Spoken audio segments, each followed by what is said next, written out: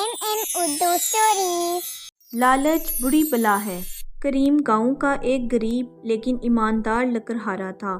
وہ روز صبح جنگل سے لکڑیاں کاٹ کر لے آتا۔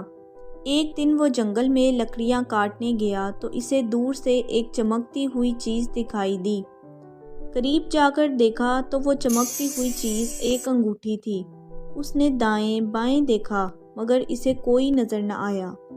اس نے آواز لگائی، کوئی ہے؟ یہ انگوٹھی کس کی ہے؟ اچانک اسے اپنے پیچھے ایک آہٹ محسوس ہوئی۔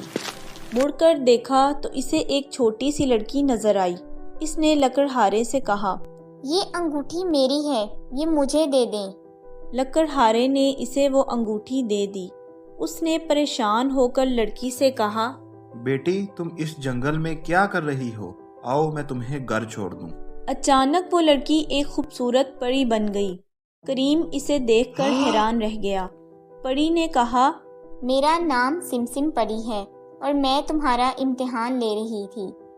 میں یہ دیکھنا چاہتی تھی کہ تم ایماندار ہو یا نہیں۔ پھر اس پری نے کریم کو انعام میں ایک سونے کا پیالہ دیا اور کہا، اگر تم کھانا بنانا چاہو تو اسے حکم دینا، اس میں مزیدار کھانا بن جائے گا۔ تم اس سے جو کھانا لینا چاہو یہ حاضر کر دے گا۔ کریم بہت خوش ہوا اور خوشی خوشی گھر چل دیا۔ گھر پہنچ کر اس نے اپنی بیوی کو سارا ماجرا سنایا۔ اس کی بیوی نے پیالے کو حکم دیا، میرے لیے کھانا لاؤ۔ اس نے جیسے ہی یہ کہا، بہت سارا مزیدار کھانا ان کے سامنے سج گیا۔ کریم کے ایک پڑوسی زاہد کو بھی یہ بات معلوم ہو گئی۔ دوسرے دن وہ صبح صبح جنگل میں پہنچ گیا اور پری کو ڈھونڈنے لگا۔ اسے بھی ایک چمکتی ہوئی چیز نظر آئی۔ وہ قریب گیا تو وہ ایک چمکتی ہوئی قیمتی انگوٹھی تھی۔ اس نے جلدی سے انگوٹھی اٹھائی اور سوچا، چلو کوئی بات نہیں، پری تو نہیں ملی، یہ انگوٹھی رکھ لوں گا۔ یہ سوچ کر وہ چل دیا۔ اچانک اس کے سامنے ایک چھوٹی بچی آ گئی۔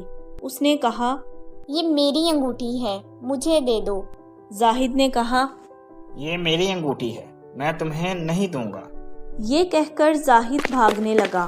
اچانک اس کے سامنے ایک خوفناک شکل کی چڑیل آ گئی اور اس نے زاہد سے کہا، تم بہت لالچی ہو، یہ انگوٹھی مجھے واپس کر دو ورنہ تمہیں نہیں چھوڑوں گی۔ یہ سن کر زاہد نے انگوٹھی پھینکی اور گھر کی طرف بھاگا۔ کئی دن تک وہ ڈر کے مارے باہر نہیں نکلا۔ اس نے لالچ سے توبہ کر لی۔